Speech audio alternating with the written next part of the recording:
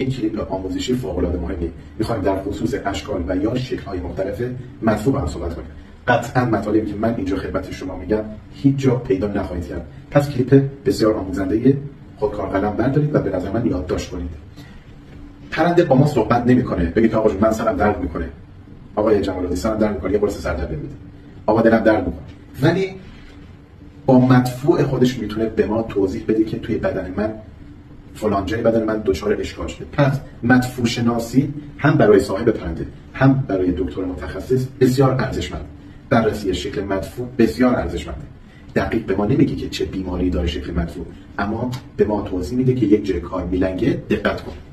نکته بسیار مانیتورینگ بیماری بدن با بررسی مدفوع اول صبح انجام میشه.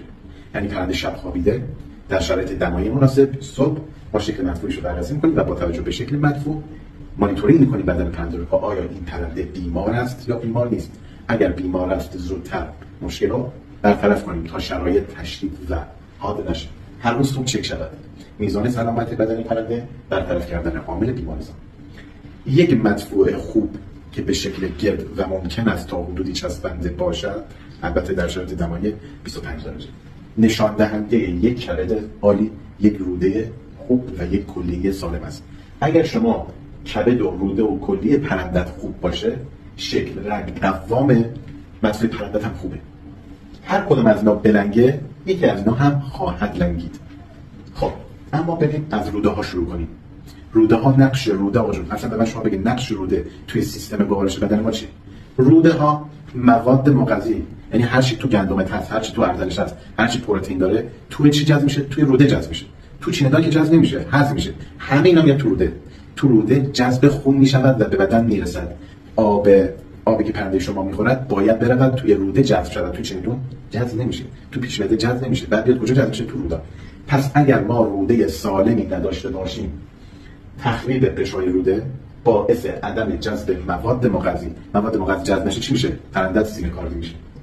و دو، اگر آب محتوی یا غذایی که پرندت خورده، آبی خورده، اگر اون آب تو روده ها جذب نشه، مستقیم دفع میشه دیگه. پس پرنده شما اسهال میشه و تشنه میشه و بعد دوباره آب میخوره و بعد دوباره دفع میکنه. آب میخوره دفع میکنه، آب میخوره دفع میکنه. چون روده های درست حسابی نیستن. روده ها کارهای خودشون رو از دست دادن. پس به ما پیام میدن، زنگ میزنن آقای دکتر پرنده من یک سر آب میخوره، چیکارش کنم؟ یکی از علتش ممکنه روده خراب باشه، قشای روده از بین رفته. اما میریم نقش کلیه رو توی اسهال یا توی شکل مدفوع بررسی کنیم. با یک مثال شروع کردیم. گفته که اگر شما از داروهای ترکیبی کلاس 6 استفاده کنید یا به هر دلیل پرنده مسموم بشه، رو کلیه‌اش فشار بیاد، مشکل در تصفیه خون انجام می شود. نقش کلیه اینه که مواد مضر به در نخور، اوره، هر چیزی که اضافه است جمع آوری میکنه، میریزه توی چی؟ از بدن دفع میکنه. یعنی کارش اینه مواد زائد و روده ها از تو خون جمع میکنن، تبدیل به ادرار میکنن، از بدن خارج میکنن. اگر کلیه ها به هر علتی، یا مصرف بی‌رویه دارو، یا استفاده از داروهای ترکیبی کلاس 6 یا استفاده از سمهای حشره‌کش، به هر دلیل کلیه از بین بره، ما مشکل در تصفیه خون میخوریم و عدم دفع آب غیر ضروری خون. آبی که باید از توی خون جمع بشه توسط کلیه تبدیل به ادرار بشه، نمیشه. خون رقیق میشه. وقتی که خون رقیق بشه، چه دستوری میاد؟ دستور به روده ها صادر میشه که آقا جون آب دیگه جذب نکن، خون رقیق شده. پس دوباره شما چی دارید؟ اسهال خواهید داشت. عدم دفع آب غیر ضروری خون، رقیق شدن خون، دستور عدم جذب آب توسط روده ها. پس فهمیدید که اگر کلیه نتونه آب و یا مواد زائد رو دفع بکنه، باعث میشه که دستور صادر بشه برای روده ها تا روده ها دیگه آب جذب نکنن و پرنده شما اسهال میشه. کلیه رو گفتم، روده رو گفتم، حالا میریم سراغ کبد. کبد رو هر عملی که باعث تخریب کبد بشه. حالا بحث داروها هست، کارو ندارم. بحث دیگه عفونت تکیاخته تریکومونیادیس. اگر تکیاخته تریکومونیادیس خودش رو بتونه به کبد برسونه، باعث تحریک ترشحات صفراوی میشه. تحریک ترشحات صفراوی چه رنگیه؟ سبز رنگی. پس مدفوع شما احتمالی که سبز رنگ بشه وجود دارد.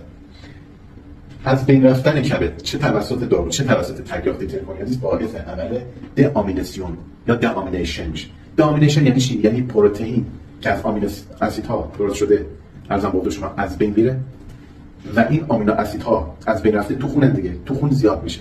تاثیرش رو دوباره میاد میذاره رو کلیه، دوباره کلیه رو خراب میکنه و کلیه دوباره مواد نمیتونه جذب چیز کنه، دفع کنه، دوباره همون برنامه دوباره تکرار میشه. پس دامیناسیون، افزایش پروتئین خون و از بین رفتن کلیه ها که باعث ایجاد هپاتونفریت میشه. هپاتونفریت همون عملی هستش که باعث از بین رفتن باعث ایجاد همین چرخه خواهد شد. اشکال مدفوع. یک مدفوع در دمای 25 درجه. چرا من میگم دمای 25 درجه؟ آقا 60 درجه اهواز، هوا گرمه، آب جلوی پرنده است. خب این هیچ وقت مدفوعش صفر نمیشه، طبیعیه. آب زیادی داره میخوره. خب این هم آب میخواد کجا بره؟ بعد دفع بشه. ولی مدفوع سر صبح دمای 25 درجه اگر در حالت استراحت باشد، یک لایه سفید رنگ که همون ادرار است، دورش تشکیل میشه. اگر شما دون روشن به پرنده‌تون بدید، رنگ روشن مثل ذرت گندم، ارزنجو برنج، رنگ مدفوع طیف بین زرد تا خاکستری میشه. اگر دون تیره بدید مثل حبوبات، گلزار و غیره، سبز تا قهوه‌ای میشه. طبیعیه. اوکی. اگر مدفوع به دست بچسبه طبیعیه، ولی اگر به پرها بچسبه خیلی طبیعی نیست. اینو تا اینجا داشته باشین تا ما بریم سراغ بررسی مدفوعایی که حالت بیماریزایی دارن یا اصطلاحاً بررسی مدفوعای همگن. بریم با هم در مورد اون صحبت کنیم.